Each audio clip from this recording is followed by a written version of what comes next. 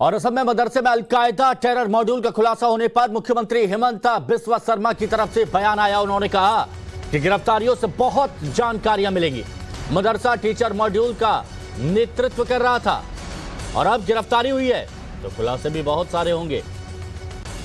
मदरसा teacher module का नेतृत्व कर रहा था असम के मुख्यमंत्री हेमंत बिस्वा शर्मा की तरफ से बयान।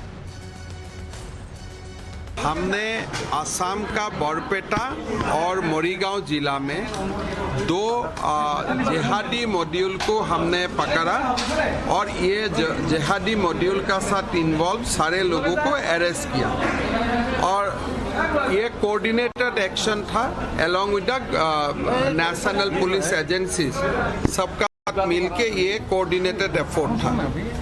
और मेरा लगता है कि ये दोनों मॉड्यूल का जो अरेस्ट करने हम लोग ने लोगों को अरेस्ट किया है उससे हम लोग को काफी और जानकारी मिलेगा।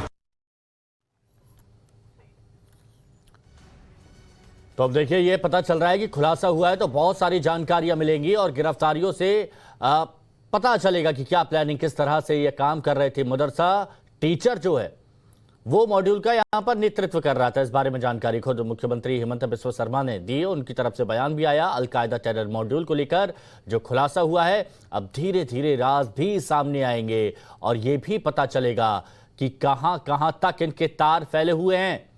आतंक का पाठ पढ़ाने वाले कौन?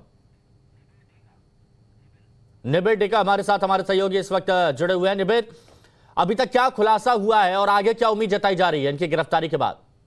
जी हाँ, आसाम के एक बहुत ही बड़े इंटीरियर एरिया है जहाँ मोइराबाड़ी नाम के, वहाँ पे एक जमीउल हुदा नाम का एक मदरसा चला रहे थे मुफ्ती मुस्तफा।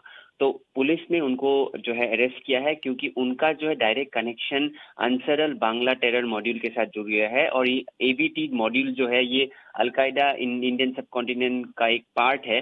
सो उसके वजह से पुलिस ने उनको अरेस्ट किया है। और सबसे इम्पोर्टेंट बात यह है कि इस अरेस्ट के बाद उनके पास जो डॉक्यूमेंट्स एंड पासबुक्स मिला है उससे पुलिस ने ये कहा है कि वो फाइनेंशियल ट्रांजैक्शंस में शामिल थे जो एबीटी के साथ। तो ये इन्वेस्टिगेशन अभी और चल रहा है और पुलिस का ये भी मानना है कि और भी नाम आ सकते हैं इस टोटल मॉड्यूल में जो लोग इसमें शामिल थे, क्योंकि बहुत सारे फाइनेंशियल ट्रांजैक्शन जो है मुफ्ती मुस्तफा मोराईबाड़ी के उस मदरसा में कर रहे थे।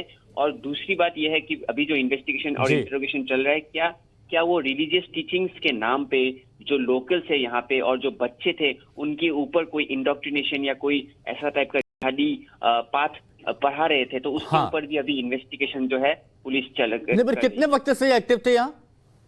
ये मदरसा जो है प्राइवेट मदरसा था क्योंकि असम में तो गवर्नमेंट मदरसा तो ऑलरेडी बंद हो चुका है। तो 2018 से उन्होंने नया बिल्डिंग बनाया था, उधर ही जो मदरसा था, तो उन्होंने 2018 से उनके क्लासेस चल रहे थे। लेकिन ये मानना है पुलिस का कि उनका 2014 या 15 से लेके उधर उस एरिया में वो एक्टिव थे, लेकिन लोकल्स ने कहा कि 2018 से उनका स्कूल जो है चल रहा था उधर।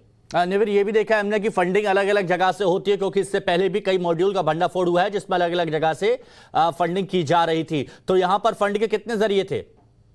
ये सबसे इम्पोर्टेंट बात यही है कि उनका मल्टीपल ट्रांजैक्शन हुआ है, ऐसा एक पासबुक नहीं है, बहुत सारे अलग अलग जगहों से उनका फंडिंग चल रहा था। तो मे बी ये हो सकता है कि वो एक की लिंक मैन थे जो फाइनेंशियल जो ट्रांजैक्शन है वो उनकी जिम्मेदारी उनको दिया जा रहा था। तो इसके ऊपर जो है पुलिस इन्वेस्टिगेशन कर रही है। और दूसरी बात है कि एक दिन पहले, इनके अरेस्ट के एक दिन पहले लोअर असम में एक और अरेस्ट हुआ था अब्बास अली, तो बोंगाईगांव डिस्ट्रिक्ट में। तो अब्बास अली जो है एक लॉजिस्टिक्स प्रोवाइड करते थे, जैसे कि सिम कार्ड्स हो गया और अलग अलग लॉजिस्टिक्स एबीटी मॉड्यूल के लोगों को प्रोवाइड करते थे। तो ये दोनों अरेस्ट से ये साबित हो गया कि ये एबीटी मॉड्यूल जो है चल रहा है और पुलिस अभी ये इन्वेस्टिगेशन कर रहे हैं कि कौन से एरिया में क्या क्या ट्रांजेक्शन हो रहे हैं। तो मुफ्ती मुस्तफा का इंटरोगेशन अभी चल रहा है, 12 डेज उनको कस्टडी में लिया जा रहा है और उनके इन्वेस्टिगेशन के बाद और नाम आ सकते हैं, ये मानना है एडमिनिस्ट्रेशन। बिल्कुल, और उनका इंतजार भी रहेगा कि जल्द से जल्द बाकी के नाम भी सामने आए और उसके बाद खुलासा हो सके।